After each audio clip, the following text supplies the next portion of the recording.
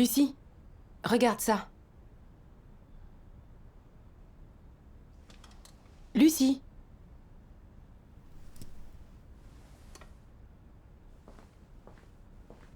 Lucie, à quoi tu penses?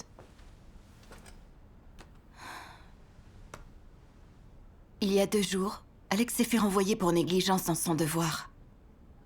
Je fais aussi souvent des erreurs dans mon devoir. Si je fais une erreur similaire, le dirigeant va-t-il me renvoyer de mon devoir aussi? Je m'inquiète beaucoup. Sais-tu quel comportement négligent il a eu spécifiquement? Quels étaient ses problèmes et comment les éviter? Non. J'ai déjà eu le même état d'esprit que toi. Je n'ai pas compris ni cherché à savoir pourquoi l'Église avait renvoyé des personnes. Je n'ai pas examiné leurs problèmes ni les causes de leurs échecs. Je me suis juste inquiétée. Je vivais dans la négativité et la méfiance, craignant de me tromper et d'être renvoyée. Je souffrais, j'étais déprimée, et je faisais mal mon devoir. Il est crucial de chercher la vérité pour résoudre la négativité et la méfiance. Absolument. Ces derniers jours, je me suis vraiment fait du souci en pensant au renvoi d'Alex. Et je n'ai pas pu accomplir mon devoir calmement. Mais ce n'est pas en m'inquiétant que je vais résoudre mes problèmes. En effet. Peux-tu me dire comment tu as traversé ça à ce moment-là? Bien sûr. Il y a quelque temps, je travaillais à la conception d'images pour les films de l'Église. Frère Simon avait conçu une image et l'avait envoyée pour vérification. Le dirigeant a dit que l'image était trop grossière, que sa composition présentait des défauts et que c'était dû à la négligence de Simon. Plus tard, j'ai posé la question à Simon. Il a dit qu'à cause du délai très court, il n'avait pas eu le temps de travailler les détails. Sur le coup, je n'ai pas réagi. Je lui ai juste rappelé de faire plus attention à l'avenir, que le travail cinématographique était crucial et que l'on ne pouvait pas être négligent. Oui. Peu de temps après, des erreurs manifestes de principe sont apparues dans d'autres images de Simon. Le dirigeant l'a traité pour avoir fait des erreurs aussi élémentaires malgré sa formation et pour sa négligence dans son devoir, et par conséquent l'a renvoyé de son devoir. Cet aboutissement m'a terrifiée, et à vrai dire, je ne l'ai pas totalement compris. Le dirigeant avait renvoyé Simon simplement parce que Simon avait commis 2 erreurs. N'était-ce pas un peu sévère et radical? Sans m'en apercevoir, mon cœur s'était rempli d'incompréhension et de méfiance. J'avais très peur de commettre de grosses erreurs, d'être traité pour des petites erreurs, et probablement renvoyé pour de plus graves. Et de perdre tout espoir d'être sauvée si je ne pouvais pas accomplir mon devoir. Il fallait que je fasse plus attention. Ainsi, par la suite, le fait d'envoyer des images aux dirigeants pour vérification m'a beaucoup stressée. Je repensais à Simon, qui avait été renvoyé pour avoir commis seulement 2 erreurs.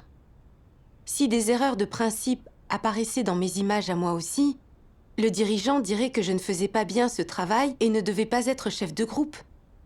Serais-je alors renvoyée tout comme Simon? Plus j'y pensais, plus j'étais contrariée. J'étais mal à l'aise en accomplissant mon devoir et je n'étais pas d'humeur à faire le travail en cours. J'ai compris que mon état d'esprit n'était pas bon et je me suis empressée de prier Dieu pour qu'il m'aide à résoudre mon problème. Ensuite, j'ai vu une vidéo qui faisait la lecture des paroles de Dieu.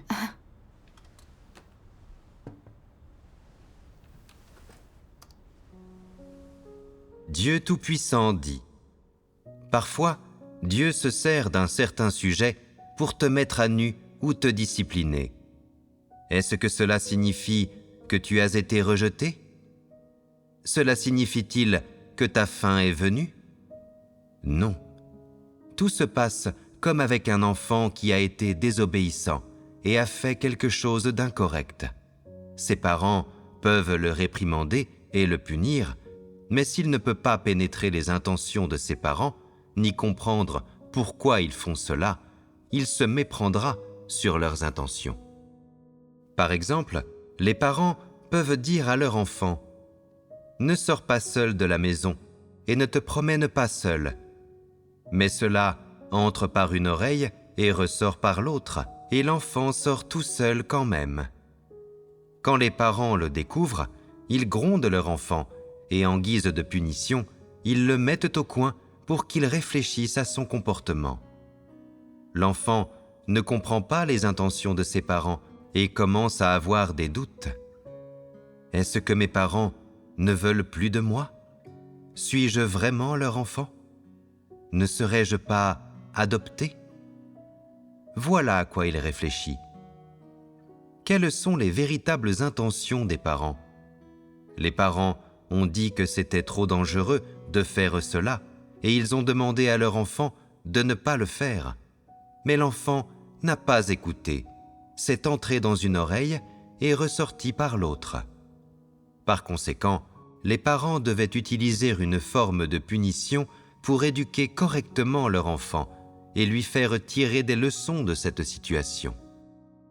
Que veulent obtenir les parents en faisant cela? Est-ce seulement pour que l'enfant apprenne? L'apprentissage n'est pas ce qu'ils veulent finalement obtenir. Le but des parents, en agissant ainsi, est de faire en sorte que l'enfant fasse ce qu'on lui dit, se comporte conformément à leurs conseils et ne fasse rien qui soit une désobéissance ou qui les inquiète. Voilà l'effet qu'ils veulent obtenir. Si l'enfant a écouté ses parents, cela montre qu'il comprend les choses, et ses parents peuvent être sereins. Ne seront-ils donc pas satisfaits de lui alors? Auront-ils encore besoin de le punir de cette manière? Ils n'en auront pas besoin. Croire en Dieu, c'est la même chose. Les gens doivent apprendre à tenir compte des paroles de Dieu et à comprendre son cœur. Ils ne doivent pas se méprendre sur Dieu. En fait, dans bien des cas, les inquiétudes des gens sont liées à leurs propres intérêts. De façon générale, il s'agit de la crainte de n'avoir aucune fin. Ils se disent toujours « Et si Dieu me met à nu, me chasse et me rejette ?» C'est ta mauvaise compréhension de Dieu. Ce ne sont que tes pensées. Il faut que tu détermines quelle est l'intention de Dieu. Quand il met les gens à nu, ce n'est pas fait pour les rejeter. Les gens sont mis à nu pour exposer leurs défauts, leurs erreurs et l'essence de leur nature, pour qu'ils se connaissent eux-mêmes et soient capables d'une vraie repentance. De ce fait, si les gens sont mis à nu, c'est pour que leur vie puisse grandir. Sans une compréhension pure, les gens sont susceptibles de mal interpréter Dieu et de devenir négatifs et faibles. Ils peuvent même céder au désespoir. En fait, être mis à nu par Dieu ne signifie pas nécessairement que les gens seront chassés. Il s'agit de te permettre de connaître ta propre corruption et te faire te repentir. Souvent, parce que les gens sont rebelles et ne cherchent pas la vérité pour trouver une solution lorsqu'ils présentent des manifestations de corruption, Dieu doit faire preuve de discipline. Et donc parfois, il met les gens à nu, exposant leur laideur et leur état pitoyable et leur permettant de se connaître, ce qui permet que leur vie grandisse. Mettre les gens à nu a deux implications différentes.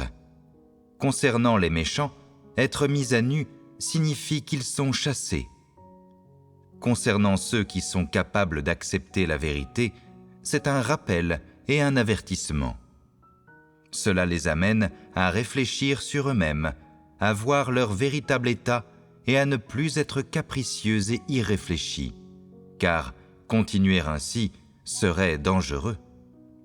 Mettre ainsi les gens à nu, c'est leur adresser un rappel afin que, lorsqu'ils accomplissent leur devoir, ils ne soient pas confus et négligents, qu'ils ne soient pas blasés, qu'ils ne se contentent pas d'être seulement un peu efficaces, pensant avoir rempli leur devoir selon une norme acceptable, alors qu'en réalité, à l'aune de ce que Dieu demande, ils sont loin d'être à la hauteur, mais sont toujours prétentieux et complaisants et pensent que tout va bien dans leur conduite. Dans de telles circonstances, Dieu disciplinera, mettra en garde et rappellera les gens. Parfois, Dieu met à nu leur laideur, ce qui sert manifestement de rappel. Dans ces moments-là, tu dois réfléchir sur toi-même. Accomplir ton devoir de cette manière est inadéquate. Il y a de la rébellion en jeu. Il y a là-dedans trop de choses négatives. C'est tout à fait superficiel. Et si tu ne te repens pas, tu seras puni. Lorsque Dieu te discipline et te met à nu, cela ne signifie pas nécessairement que tu seras chassé. Cette question doit être abordée correctement. Même si tu es chassé, tu dois l'accepter et t'y soumettre, et te hâter de réfléchir et de te repentir. Amen. Amen. Grâce aux paroles de Dieu, j'ai compris qu'être exposé ne signifiait pas être banni à tout jamais. Comme quand un enfant fait une bêtise, ses parents le grondent pour qu'il les écoute, qu'il en tire une leçon et qu'il arrête de leur désobéir. Si l'enfant obéit, ses parents ont l'esprit tranquille et naturellement, ils ne punissent pas l'enfant. En effet. On ne comprend pas la vérité et on agit sans principe. On a aussi des tempéraments corrompus. Alors commettre des erreurs dans nos devoirs est inévitable. Parfois, on n'y voit pas clair par manque de compréhension de la vérité. Parfois, on est obstiné et arbitraire. On viole les principes en agissant avec notre tempérament arrogant et on perturbe le travail de l'Église. Parfois, le travail n'est pas fait correctement parce qu'on est négligent et inattentif. Il n'y a qu'en étant exposé qu'on peut voir sa corruption et ses défauts. Rechercher la vérité, se faire pardonner et gérer les choses selon les principes. Les bonnes intentions de Dieu sont derrière ça. Dieu soit loué. Je comprenais mal la volonté de Dieu. Quand j'ai vu que Simon avait été renvoyé, j'étais très inquiète. Je craignais d'être également renvoyée pour une erreur ponctuelle, d'être chassée et de ne pas être sauvée si cette erreur était grave. J'étais pleine de méfiance vis-à-vis de Dieu. Je me sentais vraiment coupable. J'ai commencé à me demander pourquoi Simon avait été renvoyé de son poste. Je me suis rappelé que le dirigeant avait signalé ses erreurs 2 fois. Au début, le dirigeant avait dit que ses idées étaient dépassées et que sa conception était grossière, que plusieurs problèmes techniques de base avaient été mal gérés et que cela était clairement dû à la négligence de Simon. Le dirigeant avait dit cela pour que Simon fasse plus attention, qu'il soit plus méticuleux et qu'il obtienne de bons résultats dans son devoir. Mais Simon n'avait pas pris ça au sérieux. Il avait trouvé des excuses, disant que c'était à cause des cours délais, et n'avait pas réfléchi ou réexaminé ce problème par la suite. La 2e fois, c'était aussi parce qu'il avait été irresponsable et négligent dans ses conceptions. Il n'avait pas vérifié son travail de façon correcte et ne nous avait pas laissé l'examiner. Il l'avait envoyé directement. Par conséquent, des violations de principes évidentes n'avaient pas été corrigées et avaient dû être revues, ce qui avait retardé l'avancement de ce travail important. Ces échecs avaient eu lieu parce que Simon n'avait pas pris son devoir au sérieux et qu'il avait été trop négligent. Si on l'avait laissé continuer ce travail important, ce dernier aurait pris du retard. Le renvoi de Simon était conforme au principe. Oui. Le dirigeant avait traité Simon aussi sévèrement et il l'avait renvoyé pour qu'il puisse réfléchir à son attitude négligente envers son devoir, qu'il se rachète rapidement, qu'il fasse son devoir méticuleusement et conformément aux principes de la vérité. Absolument. Si avoir été traité et renvoyé l'a aidé à réfléchir et à en tirer une leçon, c'était une bonne chose pour son devoir et pour son entrée dans la vie. Exactement. Quand j'ai compris ça, je me suis sentie bien plus sereine. C'est sûr. Grâce à ton échange, je comprends que tout le monde a des défauts et des tempéraments corrompus. De ce fait, commettre des erreurs dans son devoir est inévitable. La clé, c'est de rechercher la vérité et d'en tirer des leçons. Oui. Quand j'ai vu qu'Alex avait été renvoyé, je n'ai pas cherché ni vérifié les raisons de son échec, ni quelles leçons je pouvais en tirer. Je vais continuer à me montrer pleine de méfiance. J'étais tellement ignorante. À ce stade, j'avais un autre nœud dans le cœur. Je me disais que c'était assez sévère de la part du dirigeant de renvoyer Simon pour avoir seulement commis 2 erreurs dans ses conceptions. Je me demandais si je serais également renvoyée si je commettais le même genre d'erreur. Je savais que je continuais à être pleine d'incompréhension à ce sujet. Alors j'ai cherché des paroles de Dieu appropriées pour les lire. La parole de Dieu dit: en apparence, certains ne semblent pas avoir de problèmes sérieux durant l'accomplissement de leurs devoirs. Ils ne font rien de malfaisant, ne provoquent pas de perturbations et ne suivent pas le chemin des antéchrists. Lorsqu'ils font leurs devoirs, ils ne commettent pas d'erreurs majeures et n'ont pas de problèmes de principe. Pourtant, au bout de quelques années à peine, ils sont exposés. Comme n'acceptant pas la vérité, comme faisant partie des non-croyants. Pourquoi est-ce ainsi ? Les autres ne voient pas d'enjeu, mais Dieu sonde au plus profond du cœur de ces gens-là et il voit le problème. Ils sont sans cesse négligents et ne s'en repentent jamais dans leurs devoirs. Avec le temps, ils sont naturellement exposés. Que signifie ne toujours pas se repentir ? Que bien qu'ils aient toujours fait leurs devoirs, ils ont toujours adopté la mauvaise attitude à son égard, une attitude négligente, superficielle, désinvolte. Et ils ne sont jamais consciencieux, et encore moins dévoués. Ils font quelques efforts pour la forme, mais ils ne donnent pas leur maximum, et leurs transgressions sont sans fin. Aux yeux de Dieu, ils ne se sont jamais repentis. Ils ont toujours été négligents et n'ont jamais changé. Ils ne renoncent pas au mal qui est en eux, ni ne se repentent à Dieu. Dieu ne voit pas en eux une attitude de repentance, et il ne voit pas de revirement dans leur attitude. Ils persistent à considérer leurs devoirs et la commission que Dieu leur a confiée avec cette même attitude et cette même méthode. Tout du long, il n'y a pas de changement dans ce tempérament obstiné, intransigeant. Et ils ne se sont jamais sentis redevables envers Dieu. Et ils n'ont jamais ressenti que leur négligence est une transgression, une mauvaise action. Dans leur cœur, il n'y a pas de sentiment de redevabilité, de remords et encore moins d'auto-accusation. Et au bout d'un certain temps, Dieu voit qu'il n'y a rien à faire pour cette personne. Amen. Amen. J'ai compris à travers ces paroles que si une personne traitait toujours son devoir à la légère, si elle ne cherchait pas les principes de la vérité, n'était jamais attentive ni assidue, et n'accomplissait son devoir que pour la forme, elle était extrêmement négligente. Même si elle ne semble pas perturber ni déranger de manière évidente, ni emprunter le chemin d'un antéchrist, si elle ne se repent pas pour son attitude négligente, s'il y a toujours des écarts dans son devoir, elle finira par être exposée et bannie par Dieu. En effet. En réfléchissant aux paroles de Dieu, j'ai commencé à me rappeler certains comportements de Simon dans son devoir. Il travaillait au sein du groupe depuis longtemps et était doué sur toute la partie technique. Mais il faisait souvent des erreurs élémentaires.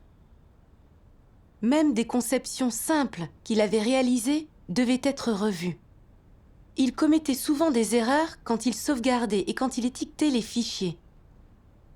Je le lui avais signalé plusieurs fois, et les autres l'avaient aussi souvent prévenu. Mais il n'avait jamais pris ça au sérieux, ni réfléchi à ses problèmes et à son attitude. Quand le dirigeant l'avait traité la toute première fois, il n'avait pas réfléchi sur lui-même et avait continué à se justifier, mettant tout sur le compte des délais trop courts. Il n'avait donc jamais changé et avait continué à faire des erreurs. J'ai compris à quel point Simon était têtu. Oui. Même si j'avais déjà un peu cerné le comportement de Simon auparavant, je ne m'en étais pas souciée parce que ça n'avait jamais sérieusement nui au travail. Mais là, sa négligence avait retardé un travail important. Le dirigeant l'avait renvoyé. C'était conforme aux principes et pas du tout excessif. À travers les paroles de Dieu, j'ai compris qu'être négligent n'était pas un petit problème. Si quelqu'un a toujours une attitude négligente dans son travail, tôt ou tard, il finira par perturber le travail de l'Église et sera exposé. Oui. En apparence, Simon ne semblait avoir commis que 2 erreurs, mais en y regardant de plus près, il avait été renvoyé principalement à cause de son attitude négligente envers son devoir. Il avait été négligent envers un devoir très important et avait retardé le travail. Son renvoi révélait le tempérament juste de Dieu. Ton échange m'a permis d'y voir un peu plus clair. L'Église gère et renvoie les gens selon les principes. Elle ne renvoie pas les gens pour des échecs et des transgressions ponctuelles. Dans mon cas, j'avais peur d'être renvoyée si je commettais une erreur. Je ne comprenais pas du tout le tempérament juste de Dieu. J'ai tellement honte. Après ça, je me suis demandé pourquoi je ne cherchais pas la vérité, pourquoi j'étais méfiante et comprenais mal Dieu. Lorsque certains frères et sœurs étaient renvoyés, lors d'une dévotion, j'ai lu les paroles de Dieu.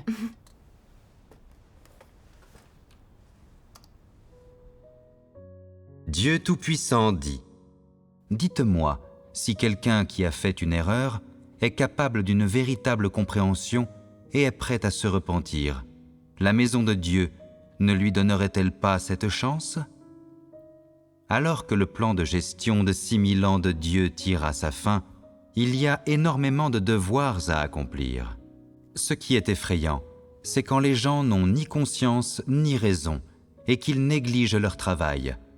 Quand ils ont eu l'opportunité d'accomplir un devoir, mais ne savent pas la chérir, ne recherchent pas le moins du monde la vérité et laissent passer le moment optimal. C'est révélateur des gens. Si tu es constamment négligent et superficiel dans l'accomplissement de ton devoir et que tu ne te soumets pas du tout à l'émondage et au traitement, la maison de Dieu t'utilisera-t-elle encore dans l'accomplissement d'un devoir ? Dans la maison de Dieu, c'est la vérité qui règne, pas Satan.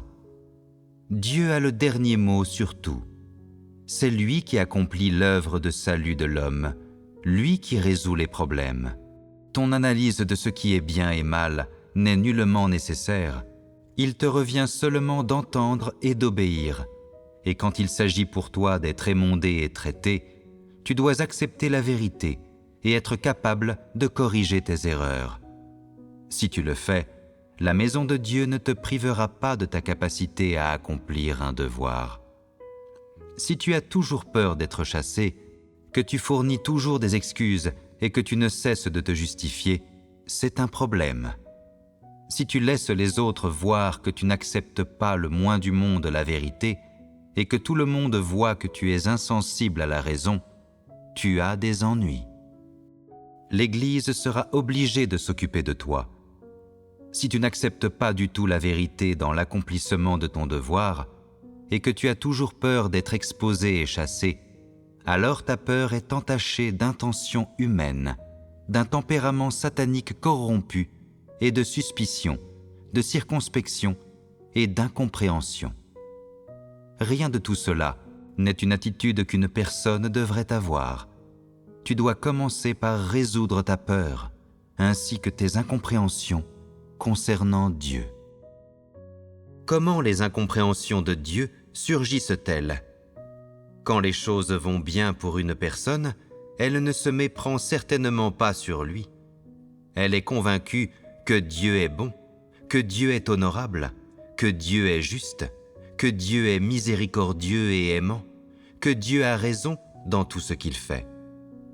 Cependant, lorsqu'elle est confrontée à quelque chose qui n'est pas conforme à ses notions, elle se dit « Il semble que Dieu ne soit pas très juste, du moins pas dans ce domaine. » N'est-ce pas une incompréhension ? Comment se fait-il que Dieu ne soit plus juste ?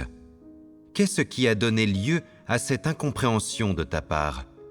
Qu'est-ce qui a formé ton opinion et ta compréhension selon lesquelles Dieu ne serait pas juste ? Peux-tu dire avec certitude ce que c'était ? C'était quelle phrase ? Quel sujet ? Quelle situation ? Dis-le, afin que tout le monde puisse le comprendre et voir si tu as un argument valable. Et quand une personne comprend mal Dieu ou fait face à quelque chose qui n'est pas conforme à ses notions, quelle attitude doit-elle avoir ? Elle doit d'abord obéir et se dire « Je ne comprends pas, mais j'obéirai, parce que c'est ce que Dieu a fait et non quelque chose que l'homme devrait analyser. » De plus, je ne peux pas douter des paroles de Dieu ni de son œuvre, car la parole de Dieu est la vérité. N'est-ce pas l'attitude qu'une personne doit avoir? Avec cette attitude, ton incompréhension poserait-elle encore un problème? Cela ne compromettrait ni ne perturberait l'exécution de ton devoir. Pensez-vous qu'une personne qui entretient des incompréhensions dans l'accomplissement de ses devoirs peut être loyale? Ou est-ce quelqu'un sans incompréhension qui peut être loyal? Une personne qui ne nourrit pas d'incompréhension dans l'accomplissement de son devoir peut être loyale. Cela signifie que tu dois d'abord avoir une attitude obéissante. De plus, tu dois au moins croire que Dieu est la vérité, que Dieu est juste et que tout ce que Dieu fait est juste. C'est la condition préalable qui détermine si tu peux être loyal dans l'accomplissement de ton devoir. Amen. Amen. Le fait de lire ces paroles de Dieu m'a éclairée. J'étais pleine d'incompréhension vis-à-vis de Dieu, parce que je manquais de vraie foi en Dieu et que je ne comprenais pas bien sa justice. Voir Simon être renvoyé pour avoir commis des erreurs m'avait fait douter de Dieu et je m'étais méfiée de lui. Je m'étais dit que si je commettais une erreur, je serais remplacée, voire même bannie. Je pensais que la maison de Dieu était comme le monde extérieur, et que ceux qui commettaient des erreurs seraient renvoyés, voire même bannis. Comme si Dieu exposait les gens pour les bannir. Des principes régissent la façon dont l'Église renvoie et bannit les gens. Les gens sont entièrement évalués selon l'attitude qu'ils ont envers leurs devoirs, selon leur humanité, leur calibre et acceptation de la vérité. Ils ne sont pas renvoyés ou bannis pour des transgressions occasionnelles ou des révélations de corruption uniquement passagères. Exactement. J'ai repensé aux dirigeants et aux ouvriers autour de moi. Certains avaient été renvoyés pour manque de calibre, incapables de faire un travail concret, d'autres par manque d'expertise, et d'autres parce qu'ils ne cherchaient pas la vérité pour résoudre leur tempérament profondément corrompu. Mais tant qu'ils n'étaient pas des scélérats et qu'ils ne perturbaient pas, la maison de Dieu ne les bannissait pas. Au lieu de ça, on leur attribuait des devoirs adaptés à leur calibre et à leurs points forts, et on leur donnait une chance de se repentir. Si par leur renvoi, ils arrivaient à accepter la vérité, à réfléchir sur eux, et à vraiment se repentir et changer, l'Église les promouvait et les utilisait de nouveau. Seuls les antéchrists et les scélérats, qui n'acceptent pas du tout la vérité, ne réfléchissent pas lorsqu'ils sont renvoyés ou exposés et continuent à faire le mal et à créer des perturbations, sont totalement exclus par l'Église. J'ai compris que la maison de Dieu traitait tout le monde de manière équitable et que la vérité y régnait vraiment. Amen. Par exemple, Simon avait été renvoyé parce qu'il était trop négligent dans l'accomplissement de son devoir et retardait le travail en étant toujours détaché. C'était la justice de Dieu qui lui tombait dessus. S'il abordait son devoir correctement, cherchait la vérité et réfléchissait, ce serait l'occasion pour lui de se connaître, de se repentir et changer. Le renvoi de Simon a également représenté un signal d'alarme pour moi. J'avais les mêmes problèmes que lui. J'étais souvent négligente et inattentive dans mon devoir. Parfois, j'étais bien consciente que mes conceptions avaient des problèmes. Mais ensuite, je pensais à l'énergie qu'il allait falloir pour les corriger. Alors je les envoyais directement pour vérification, me disant que si le dirigeant trouvait des erreurs, je les corrigerais après. Résultat, le travail qui aurait dû être fait en une seule fois devait être revu, retardant l'avancement. Parfois, je savais que mes idées de conception étaient dépassées. Mais pour être innovant, il faut beaucoup de ressources, de réflexion et faire des recherches. Alors je me disais que c'était trop compliqué et qu'un travail passable suffisait. Alors, pendant plusieurs années, mes conceptions n'ont pas avancé. J'ai vraiment beaucoup appris de l'échec de frère Simon. Je ne recherchais pas la vérité et ne tirais pas de leçons des faits. Je ne comprenais pas la volonté de Dieu. J'étais pleine de méfiance envers lui. J'étais tellement fourbe. À cette pensée, j'ai été pleine de culpabilité. Il fallait que je recherche la vérité, que je trouve le bon chemin de pratique, et que je cesse de me méfier de Dieu et de le mal comprendre. Exactement. Plus tard, j'ai lu ces paroles de Dieu. Si quelqu'un est ouvert, il s'agit d'une personne honnête. Cela signifie qu'il a complètement ouvert son cœur ainsi que son esprit à Dieu, sans avoir rien à cacher et sans devoir se cacher de rien non plus. Il a pleinement livré et montré son cœur à Dieu, ce qui signifie qu'il s'est entièrement donné à lui. Sera-t-il encore brouillé avec Dieu après ça? Non. De cette façon, il lui est facile de se soumettre à Dieu. Si Dieu dit qu'il est malhonnête, il l'admettra. Si Dieu dit qu'il est arrogant et suffisant, il l'admettra aussi. Et il ne se contentera pas d'admettre ces choses. Il sera capable de se repentir, de lutter pour les principes de la vérité, de reconnaître ses erreurs et de s'employer à les rectifier. Sans le savoir, il corrigera naturellement bon nombre de ses manières erronées. Et il deviendra de moins en moins malhonnête, rusé, négligent ainsi que superficiel. Il deviendra ainsi plus honorable et ouvert, et s'approchera de l'objectif d'être une personne honnête. Voilà ce qu'est vivre dans la lumière. Toute cette gloire revient à Dieu. Lorsque les gens vivent dans la lumière, c'est l'action de Dieu. Ce n'est pas une chose dont ils peuvent se vanter. Lorsqu'ils vivent dans la lumière, ils comprennent diverses vérités. Ils ont un cœur qui craint Dieu. Ils savent rechercher la vérité dans chaque problème qu'ils rencontrent et la pratiquer. Et ils vivent avec conscience et raison. Bien qu'on ne puisse pas les qualifier de justes, aux yeux de Dieu, ils ont une certaine ressemblance humaine. Et au moins, ils ne sont pas en lutte contre Dieu en parole ni en acte.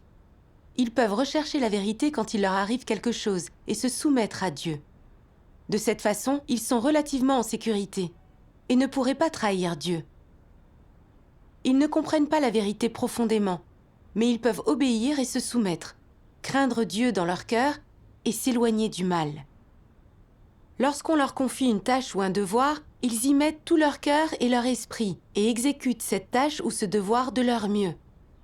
De telles personnes sont réellement dignes de confiance et Dieu peut se fier à elles. De telles personnes vivent alors dans la lumière de Dieu. Ceux qui vivent dans la lumière sont-ils capables d'accepter l'examen minutieux de Dieu? Est-ce qu'ils pourraient encore cacher leur cœur à Dieu? Ont-ils encore des secrets qu'ils ne peuvent pas dire à Dieu? Ont-ils encore des petits tours louches au fond de leur sac? Bien sûr que non. Ils ont complètement ouvert leur cœur à Dieu et ne cachent absolument rien du tout. Ils peuvent se confier entièrement à Dieu, échanger avec lui à propos de n'importe quoi et lui faire tout savoir. Il n'y a rien qu'ils ne diront pas à Dieu ou ne lui montreront. Quand les gens atteignent ce niveau d'ouverture, leur vie devient facile et libérée. Amen. Amen. Ces paroles de Dieu expriment clairement sa volonté et un chemin de pratique. Oui. Après avoir lu cette parole de Dieu, mon cœur s'est illuminé. Dieu attend de nous que nous puissions être honnêtes et sincères envers lui. Quand on est exposé par Dieu, qu'on est émondé, traité et renvoyé, on doit d'abord se soumettre, ne pas résister à Dieu, croire que tout ce qu'il fait est bon, puis réfléchir et chercher les principes de la vérité. Lorsque notre cœur s'ouvre à Dieu, quand on aime la vérité et qu'on est disposé à se soumettre à Dieu, on peut facilement gagner l'illumination du Saint-Esprit, réellement comprendre la vérité, connaître nos problèmes, les corriger, nous repentir, changer et faire nos devoirs selon les paroles et exigences de Dieu. Et on doit également croire en la justice de Dieu. Dieu ne juge pas les gens sur leur apparence. Il regarde s'ils sont résolus à le satisfaire et à chercher les principes de la vérité. En effet. Si on peut corriger notre attitude et ainsi faire de notre mieux, alors même sans être à la hauteur, on peut appréhender les choses correctement, apprendre de nos échecs et aussi examiner les écarts. Quand j'ai corrigé mon attitude, mes inquiétudes se sont naturellement dissipées. Dieu soit loué. Mon cœur s'est vraiment illuminé grâce à ton échange. Je suis encore si imparfaite et corrompue. Je suis sûre que je vais essuyer des échecs et être exposée dans mon devoir. Mais ce sera une bonne occasion de me connaître. Oui. Je dois me concentrer sur la réflexion, la recherche de la vérité et le progrès, pour m'aligner sur la volonté de Dieu. Ah oui. Après ça, quand j'ai envoyé mes images aux dirigeants pour qu'elles soient vérifiées, je ne me suis plus sentie effrayée. J'étais disposée à corriger mes intentions et à m'engager dans mon devoir. Dieu soit loué. À partir de là, j'ai cherché des techniques et tâché de trouver de bons documents de référence à étudier, en réponse aux problèmes soulevés par le dirigeant. J'ai aussi travaillé selon les principes requis par l'Église et sans cesse fait des expériences. Au bout d'un moment, mes compétences techniques se sont améliorées et la qualité de mon travail est montée en flèche. Je me sentais vraiment à l'aise. Quelques jours plus tard, lorsque j'ai envoyé une image pour que le dirigeant la vérifie, j'ai été surprise qu'ils disent « Cette conception est très bonne, utilisons-la. Dieu soit loué. » Je me suis tant réjouie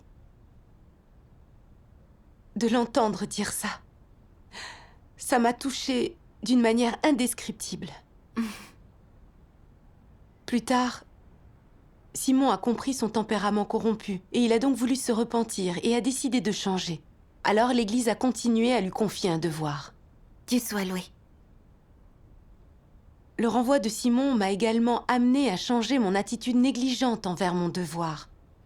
Désormais, je suis bien plus méticuleuse et bien moins négligente. Grâce à tout ça, j'ai appris que Dieu n'autorisait pas les mondages, le traitement ou le renvoi dans le but de bannir les gens.